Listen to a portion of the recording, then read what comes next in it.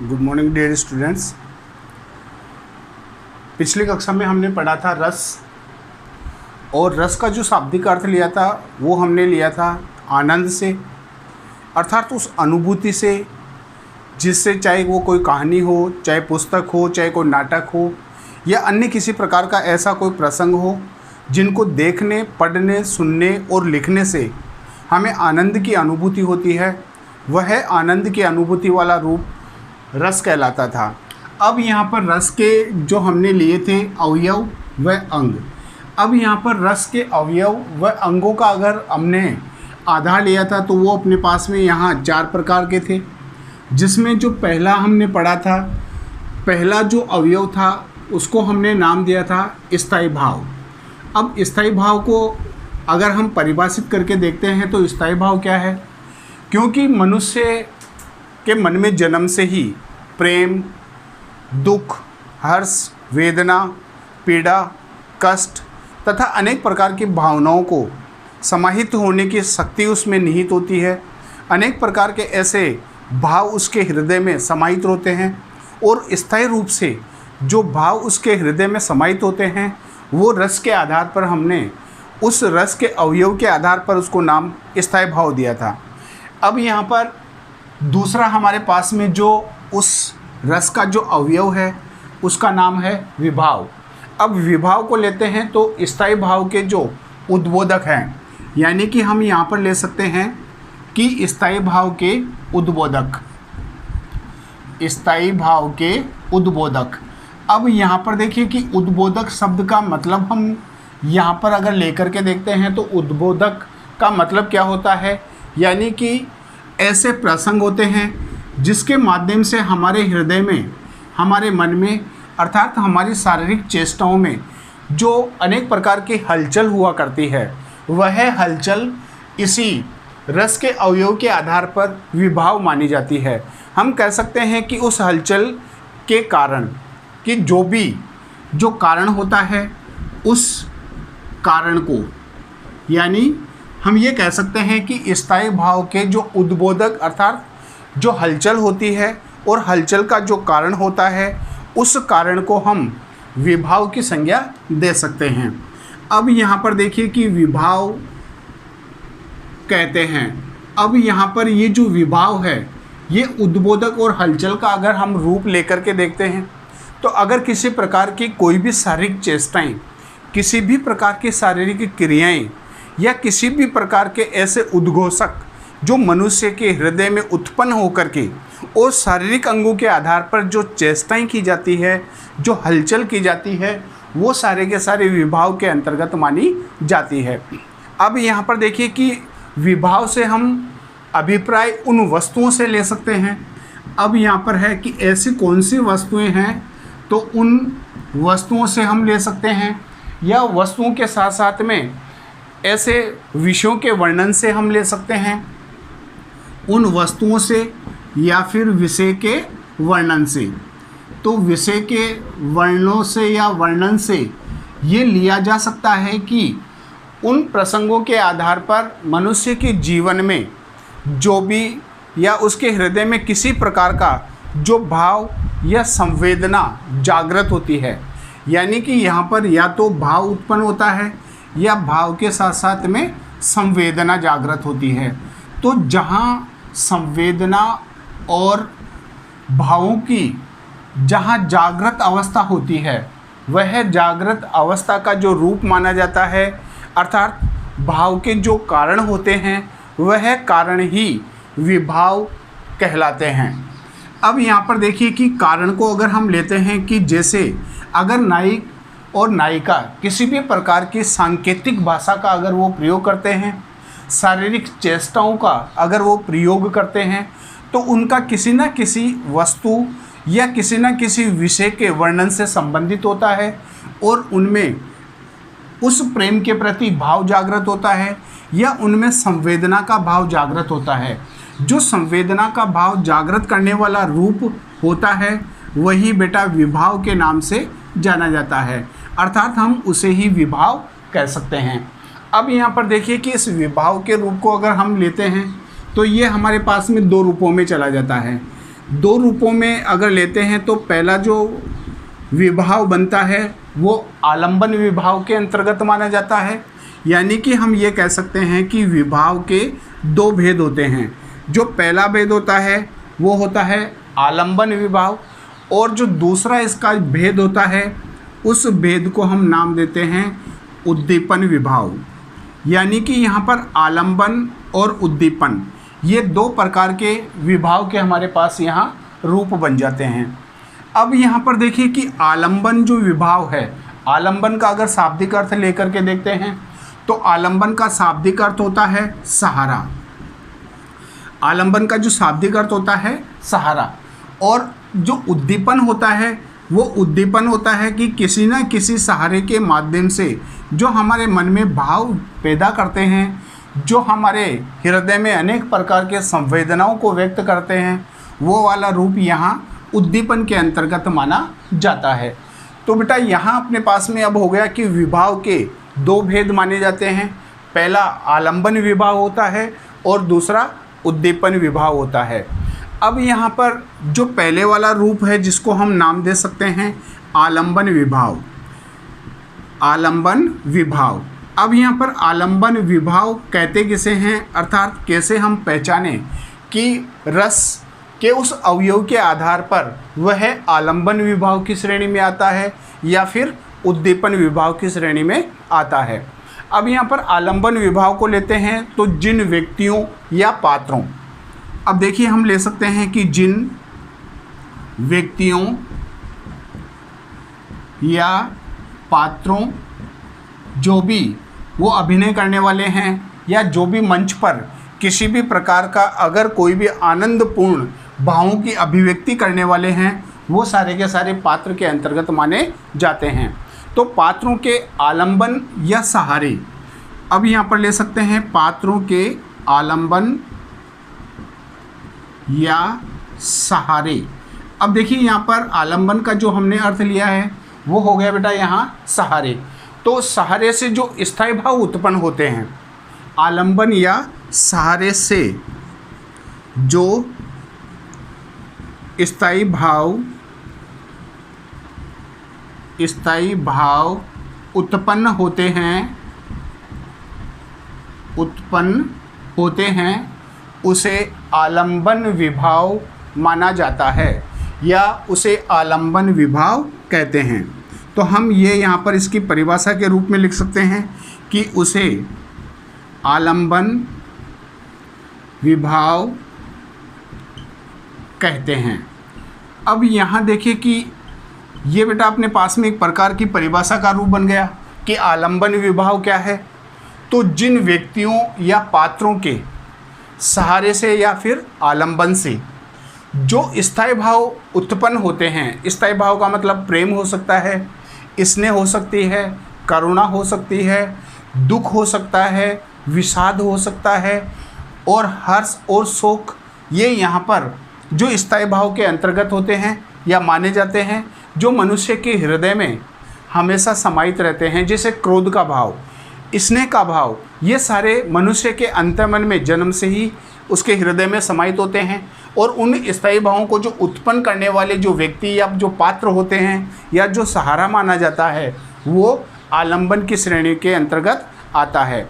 जैसे अब यहाँ पर जो आलंबन यहाँ बनता है, ये आलंबन विभाव कैसे बनता है, जैसे नायक और नायिका, नायक और नायिका के मिलने पर। अब देखिए कि नायक और नायिका के मिलने पर जो यहाँ प्रमुख जो भाव उनके बीच में पैदा होंगे, वो सारे के सारे भाव बेटा आलंबन विभाव की श्रेणी में माने जाते हैं। अब देखिए कि जैसे नायक और नायिका के मिलन पर अब यहाँ पर जो उनमें स्थायी भाव पैदा होंगे, वो स्थायी भाव होगा प्रेम, क्रोध, घृणा, दुख आदि। ठीक है। अब यहाँ पर ये जो स्थायी भाव पैदा करने वाला जो माध्यम था, जो सहारा था, वो सहारा कौन था? या नायक और नायिका, क्योंकि उनके बीच में प्रेम का इजहार हुआ, क्रोध का उसमें समावेश हुआ, घृणा का उनमें समावेश हुआ या दुख का उनमें समावेश हुआ। तो ये स्थायी भाव को पैदा करने का कारण कौन बन गए? नायक और नायिका। तो जो जहाँ चाहे वो व्यक्ति हो सकता है या वह पात्र हो सकता है, तो व्यक्तियों या पात्रों के सहारे से जो स्थायी भाव उत्पन्न होते हैं उसे ही आलंबन विभाव माना जाता है।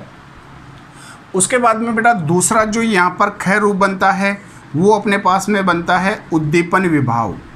अब यहाँ पर उद्दीपन विभाव को अगर लेते हैं तो उद्दीपन विभाव क्या है, यानी कि उद्दीपन विभाव किसे कहते हैं। तो अब यहाँ पर उद्दीपन विभाव को अगर लेते हैं तो उस उद्दीपन विभाव को लेने से पहले हमें सबसे पहले ये देखना है कि जो अपने पास में आलंबन विभाव है, ये आलंबन विभाव कितने चीज़ों पर ये काम करता है। ये जो दो चीज़ों पर काम करता है और पहला जो इसका भाग बनता है उस भाग को बेटा हम नाम देते हैं आश्रय, यानी कि पहले भाग को हम नाम देंगे आश्रय और दूसरे भाग को हम नाम देंगे वो होगा विषय।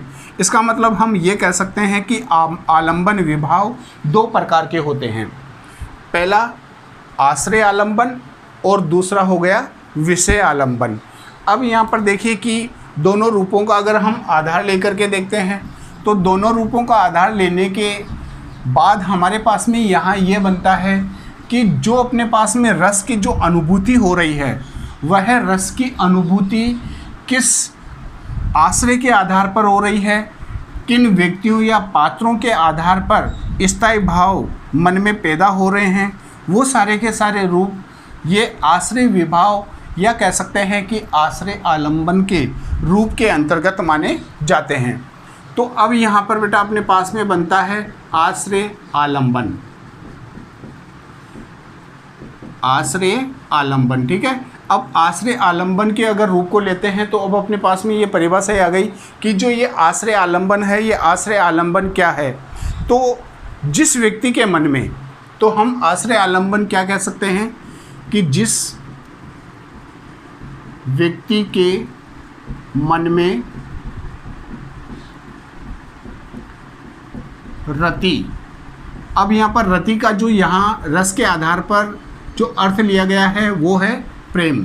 तो जिस व्यक्ति के मन में रति अर्थात प्रेम के कारण करुणा, अब यहाँ पर देखिए कि करुणा का भाव हो सकता है, शोक का भाव हो सकता है, ठीक है ना। तो करुणा, शोक आदि विभिन्न भाव, ठीक है, आदि विभिन्न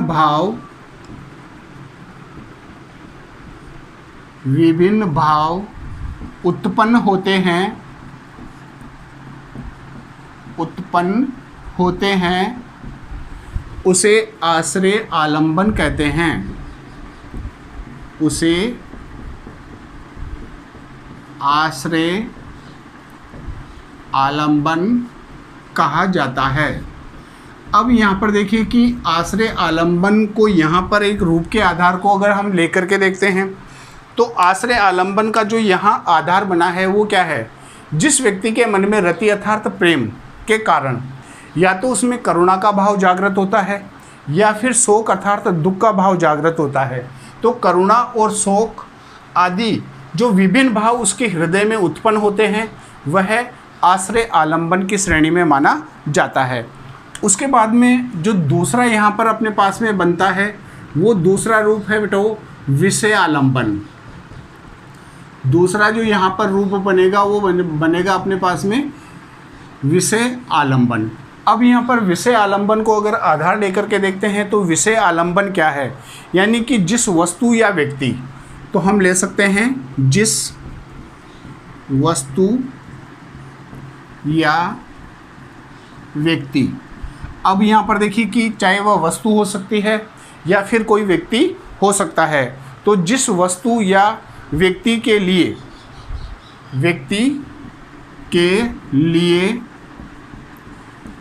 आश्रय का मतलब यहाँ सहारे से संबंधित हो ही गया, ठीक है ना। तो आश्रय के मन में भाव उत्पन्न होते हैं, आश्रय के मन में भाव उत्पन्न होते हैं उसे विषय आलंबन कहा जाता है। उसे विषय आलंबन कहा जाता है। अब यहाँ पर देखिए कि विषय आलंबन के आधार को अगर लेते हैं तो यहाँ पर हम अनेक प्रकार के ऐसे उदाहरण और ऐसे प्रसंग हम ले सकते हैं तो जो विषय आलंबन के भाव को प्रदर्शित करते हैं। लेकिन सबसे पहले हमें ये देखना है कि जिस वस्तु या व्यक्ति के लिए आश्रय के मन में, अब आश्रय का मतलब क्या हो गया यहाँ पर, आश्रय का मतलब है जिसके सहारे से, जैसे यहाँ पर नायक और नायिका दोनों के अगर आधार को लेते हैं तो उनके मन में जो स्थायी भाव हुआ वो क्या था, रति, और रति के कारण करुणा का भाव उनमें जागृत हुआ, शोक का भाव यहाँ पर जागृत हुआ। तो अब यहाँ पर जो रति है वो अपने पास में क्या हो गया, विषय हो गया, क्योंकि करुणा और शोक के भाव को जागृत करने वाला जो विषय है वो विषय है बेटा यहाँ प्रेम अर्थात रति। तो इसका मतलब वो अपने पास में एक विषय आलंबन का भाव बन गया। जैसे राम के मन में सीता के प्रति प्रेम भाव, सीता के प्रति प्रेम भाव। अब ये यहाँ पर अपने पास में एक उदाहरण है कि राम के मन में सीता के प्रति प्रेम भाव। अब यहाँ पर देखिए कि आश्रय आलंबन तो कौन सा है और उसके बाद में विषय आलंबन कौन सा है। अब यहाँ पर देखिए कि राम के मन में रति यानी कि जो प्रेम का भाव जागृत हुआ वो उसका विषय क्या था, सीता, क्योंकि सीता को उसने देखा और सीता को देखने के बाद ही राम के मन में रति अर्थात प्रेम का भाव जागृत हुआ। तो अब यहाँ पर सीता के प्रति भाव जो यहाँ पर जो जागृत होने वाला रूप है, इसका मतलब राम के मन में ये तो अपने पास में हो गया बेटा आश्रय आलंबन, ये तो अपने पास में क्या बन गया, आश्रय आलंबन।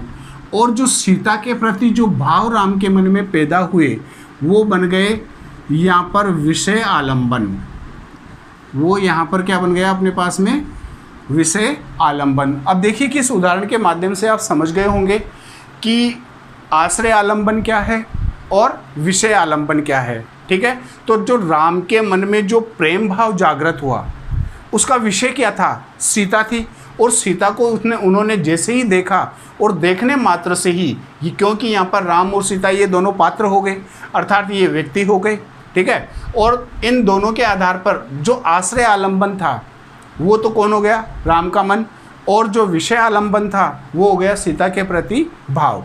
तो इस तरह के जहाँ पर रूप बनते हैं वहाँ आश्रय आलंबन और विषय आलंबन का आधार माना जाता है।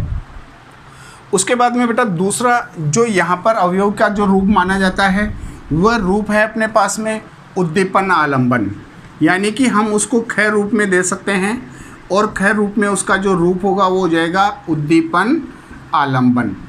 अब उद्दीपन आलंबन के अगर आधार को लेते हैं तो उद्दीपन आलंबन क्या है, तो यहाँ पर उद्दीपन आलंबन का अगर हम आधार लेते हैं अर्थात इसको एक परिभाषा के रूप में व्यक्त करते हैं तो ये अपने पास में हो जाएगा कि आश्रय के मन में उत्पन्न हुए, क्या लेंगे यहाँ पर, आश्रय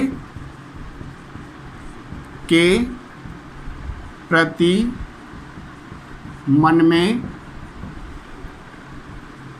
उत्पन्न हुए स्थायी भाव,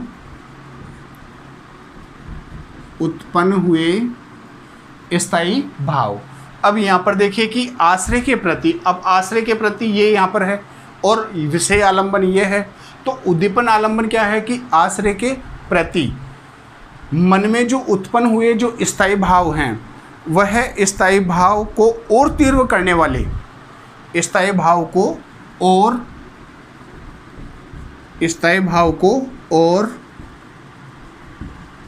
बढ़ाने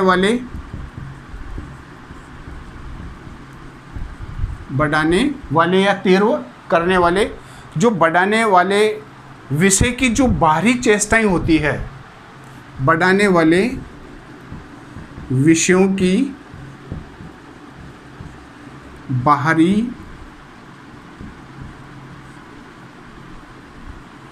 बाहरी चेष्टाएं या बाहरी चेष्टाओं। अब यहाँ पर देखिए कि चेष्टाओं का अगर रूप लेते हैं बेटा, तो चेष्टाओं का रूप यहाँ पर हो जाएगा क्रियाओं से। तो चेष्टाओं और बाह्य वातावरण को, तो बाहरी चेष्टाओं और बाह्य यानी कि बाहर की, बाह्य का अर्थ लेंगे बाहर, बाह्य वातावरण को उद्दीपन आलंबन कहा जाता है। उद्दीपन आलंबन कहा जाता है।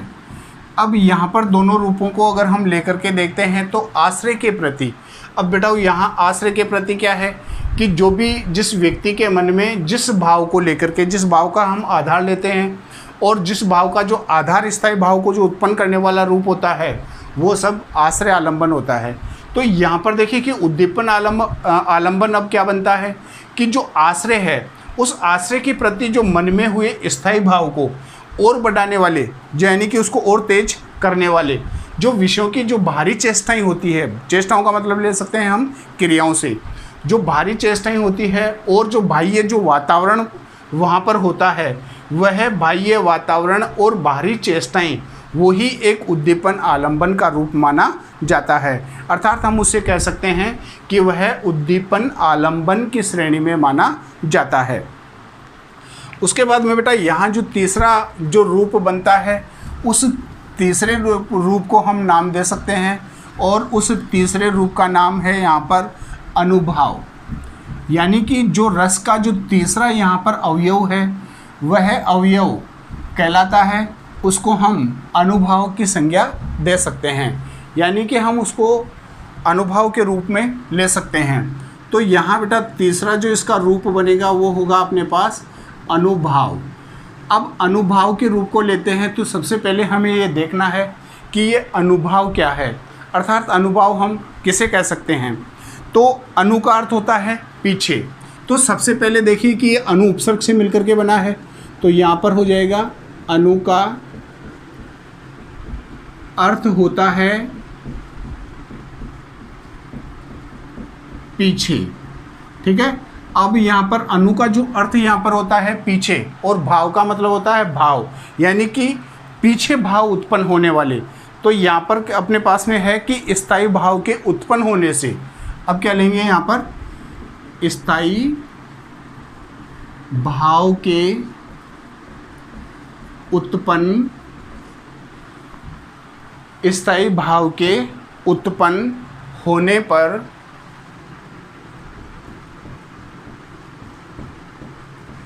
स्थायी भाव के उत्पन्न होने पर उसके बाद जो भाव होने पर उसके बाद जो भाव, अब यहाँ पर देखिए कि जो भाव उत्पन्न होते हैं, जो भाव उत्पन्न होते हैं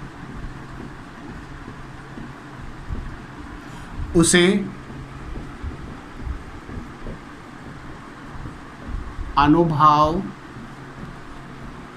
कहते हैं। अब यहाँ देखिए बेटा कि अनुभाव क्या है। अनु का अर्थ यहाँ पर जो लिया गया है वो है, अनु का अर्थ होता है पीछे, ठीक है।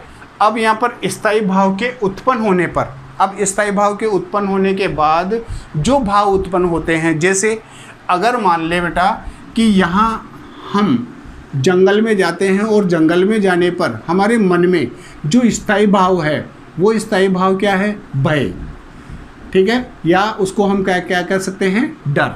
जैसे हम जंगल में जा रहे हैं और उस जंगल में हमने ये सुना है कि शेर रहता है, तो वो जो हमारे मन में भाव उत्पन्न हुआ वो क्या था, भय, और हम जंगल में जा रहे हैं। तो स्थायी भाव के उत्पन्न होने के बाद उसके बाद जो भाव उत्पन्न होते हैं, भले ही उस जंगल में फिर शेर हो अथवा नहीं हो, लेकिन जैसे ही हम उस स्थान पर जाते हैं, उस जंगल में जाते हैं, तो हमारे मन में उस शेर की स्मृति जागृत हो जाती है, और शेर की स्मृति जागृत हो जाने पर हमारे मन में भय, कंपकपी और एक प्रकार का ऐसा भय व्याप्त हो जाता है।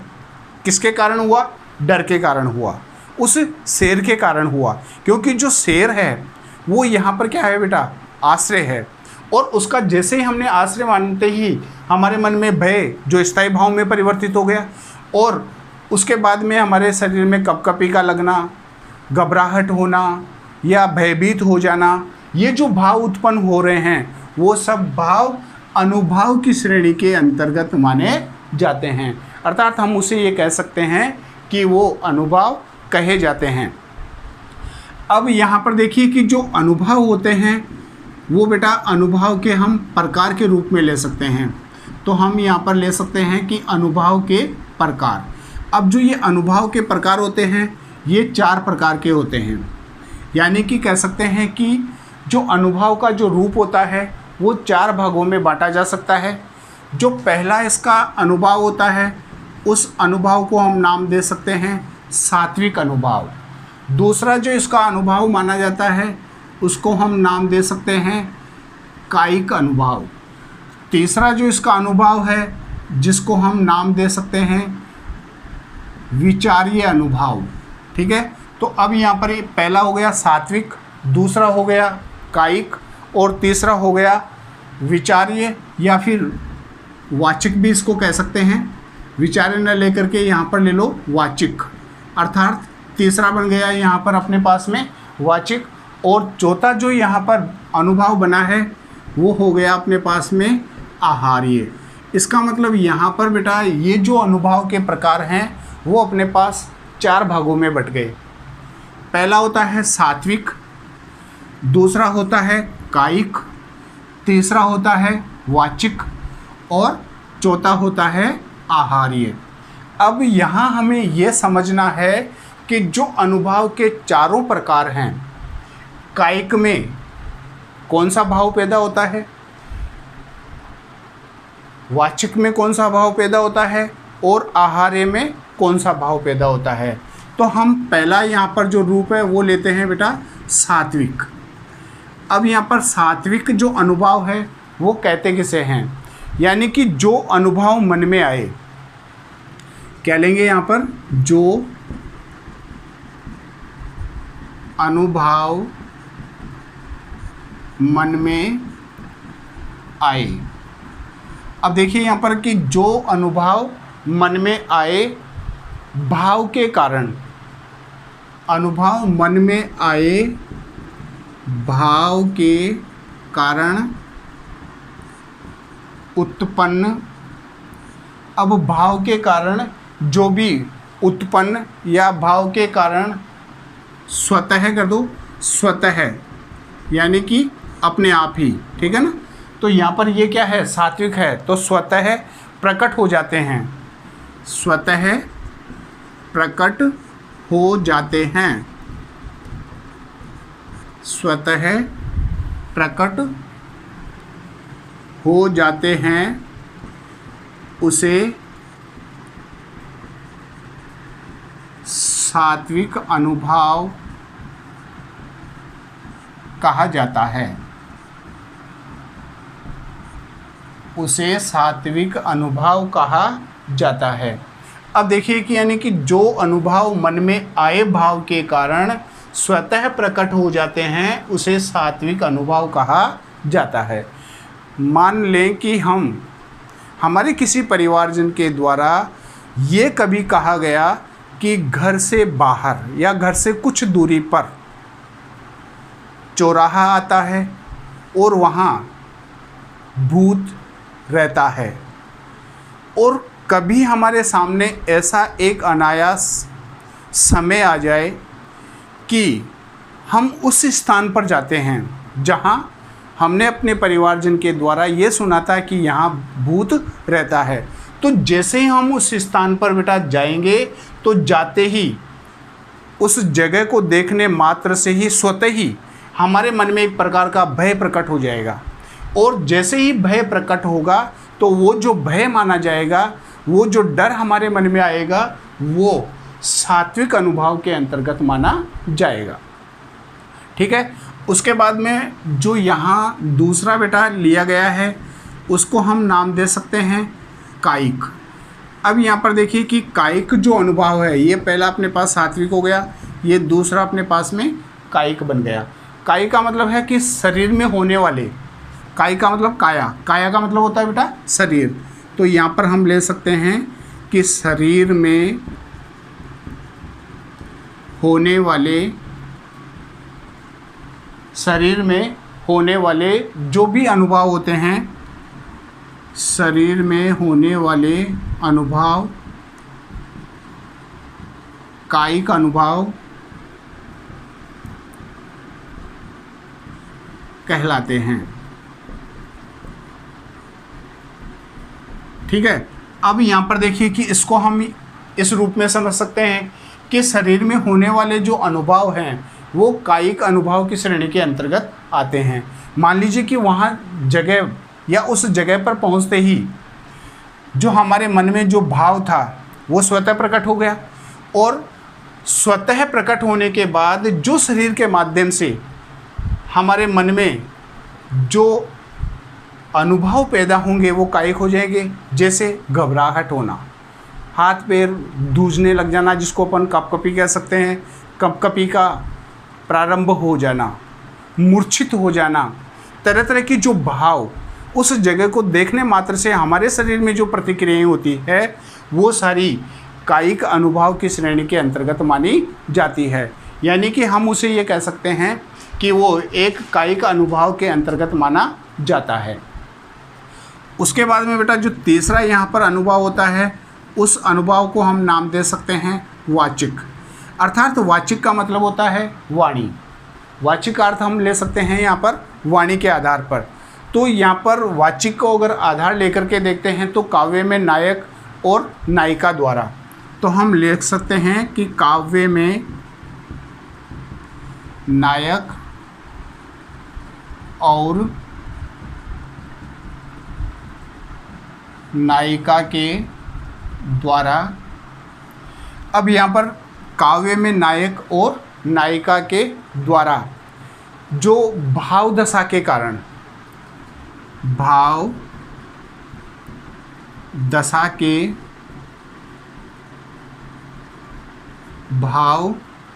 के कारण वचन में आए परिवर्तन, वचन में आए, यानी कि वचन को यहाँ पर वाणी भी ले सकते हैं, वाणी में आए परिवर्तन को वाचिक अनुभाव कहा जाता है।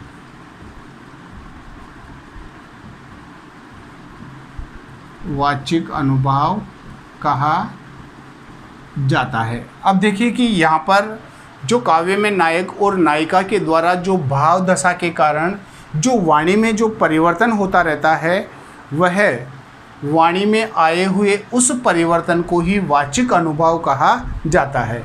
अगर यहाँ पर देखिए कि मान लीजिए कि दोनों के बीच किसी भी प्रकार का अगर भाव उत्पन्न होता है, किसी भी प्रकार की अवस्था रूपी दशा उनके बीच में परिवर्तन होती है, या फिर वाणी के आधार पर एक दूसरे के प्रति उनमें तकरार होती है, क्रोध अगर उनमें समाहित होता है, घृणा और ईर्ष्या का भाव अगर उनमें जागृत होता है, तो ऐसा रूप जहाँ पर होता है जो वाणी के आधार पर एक दूसरे के प्रति छीटाकशी करना, आरोप लगाना, प्रत्यारोप लगाना, ठीक है, भला बुरा कहना, ये सारे जो रूप हैं वो वाचिक अनुभाव की श्रेणी के अंतर्गत माने जाते हैं।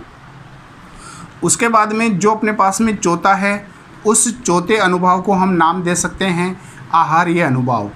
अब यहाँ पर देखिए कि आहार्य अनुभाव का मतलब क्या है कि जो नायक और नायिका की जो वेशभूषा है, यानी कि यहाँ पर ले सकते हैं नायक और नायिका, नायक नायिका की। अब यहाँ पर नायक और जो नायिका की वेशभूषा द्वारा, नायिका की वेशभूषा द्वारा, अब वेशभूषा का मतलब उनके कपड़ों से, पहनावे से हम ले सकते हैं। जो भाव प्रदर्शन वेशभूषा द्वारा भाव प्रदर्शन होता है, भाव परिवर्तन होता है या प्रदर्शन होता है, उसे आहार्य अनुभाव कहा जाता है। उसे आहार्य अनुभाव कहा जाता है। अब यहाँ पर देखिए कि नायक और नायिका की जो वेशभूषा द्वारा जो भाव का प्रदर्शन होता है, जैसे अगर कोई व्यक्ति या नायक और नायिका अगर अपनी वेशभूषा को लेकर के उसमें तरह तरह के भाव परिवर्तन होते रहते हैं। जैसे अगर मान लीजिए कि नायक और नायिका अगर नए वस्त्र और आभूषण अगर धारण करते हैं तो बार बार वे अपने वस्त्रों को स्पर्श करना, बार बार अपने आभूषणों को स्पर्श करना, या फिर अपने वस्त्रों और उन आभूषणों से दूसरे व्यक्ति को अपनी ओर अट्रैक्टिव करना, आकर्षित करना। तो जहाँ उसमें तरह तरह के भाव प्रदर्शित होते हैं, यानी कि अपने वस्त्रों को दूसरों को दिखाने की चेष्टा करना, अपने आभूषणों को दूसरों को दिखाने की चेष्टा करना, या उसे ये बताना कि देखो मैंने कितने अच्छे वस्त्र पहने हैं। तो जो उनमें जो भाव परिवर्तन हो रहा है वही भाव परिवर्तन आहार्य अनुभाव की श्रेणी के अंतर्गत माना जाता है। उसके बाद में बेटा यहाँ पर जो चौथा अवयव यहाँ बनता है, उस चौथे अवयव को हम नाम दे सकते हैं व्यभिचारी या फिर संचारी भाव। यानी कि उस चौथे रूप को हम यहाँ जो नाम देंगे, जो चौथा यहाँ पर अपने पास में अवयव होगा, वह अवयव कहलाएगा संचारी या फिर व्यभिचारी भाव। अब यहाँ पर ये इसका जो चौथा अंग होता है, ये चौथा अंग इस रस को समझने में बड़ा ही महत्वपूर्ण है। तो चौथा यहाँ पर अपने पास में रूप हो जाएगा संचारी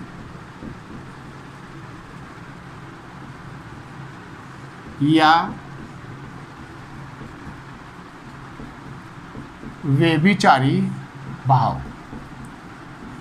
अब यहाँ पर संचारी या व्यभिचारी भाव को अगर लेकर के देखते हैं तो ये यहाँ पर अब रस के अवयव का ये चौथा भाग यहाँ पर हो जाएगा। तो जो मन में चंचल या अस्थिर, अब यहाँ पर संचारी या फिर व्यभिचारी, ये संचारी क्या है और व्यभिचारी क्या है, तो इसको अध्ययन करने के लिए हम ले सकते हैं कि जो मन के चंचल या अस्थिर, मन के चंचल या अस्थिर। अब यहाँ पर मन के चंचल या अस्थिर विकारों को संचारी या, अब देखिए उसे हम संचारी या फिर व्यभिचारी भाव कहते हैं। संचारी या संचारी भाव कहते हैं। अब यहाँ पर मन के चंचल, क्योंकि जो मन होता है वो चंचल होता है और ये कभी स्थिर नहीं होता, और अस्थिर अवस्था में जो मनुष्य के मन में जो तरह तरह के विचार उत्पन्न होते हैं, तरह तरह के भाव उसके बदलते रहते हैं, वे सब संचारी या व्यभिचारी भावों की श्रेणी के अंतर्गत माने जाते हैं। अर्थात हम ये कह सकते हैं कि स्थायी भाव के बदलने पर, यानी कि अब हम क्या कह सकते हैं, स्थायी भाव के बदलने पर, अब जो हमारे मन में स्थायी भाव होता है उस स्थायी भाव के बदलने पर ये भाव परिवर्तित होते रहते हैं। स्थायी भाव के बदलने पर ये भाव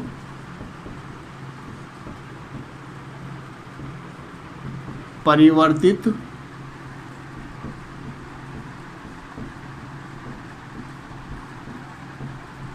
होते रहते हैं। अब जो परिवर्तित होने वाले जो भाव है, बार बार जो बदलने वाले भाव है, वो सब इसके अंतर्गत आते हैं, और इसी के कारण इनका जो नाम है वो संचारी भाव पड़ा है, क्योंकि यहाँ पर जो स्थायी भाव है ये स्थायी भाव हमेशा अस्थिर अवस्था में रहता है, अर्थात मन कभी स्थिर नहीं रहता। और मन जब स्थिर नहीं होता तो इसका मतलब अस्थिर अवस्था उसके अंतर्गत आती रहती है। उसके बाद में जो रस, स्थायी भाव और जो संचारी भाव को हम एक आरेख के माध्यम से भी समझ सकते हैं, जो यहाँ पर इसका एक रूप बन जाएगा जिसको हम आरेख की संज्ञा दे सकते हैं।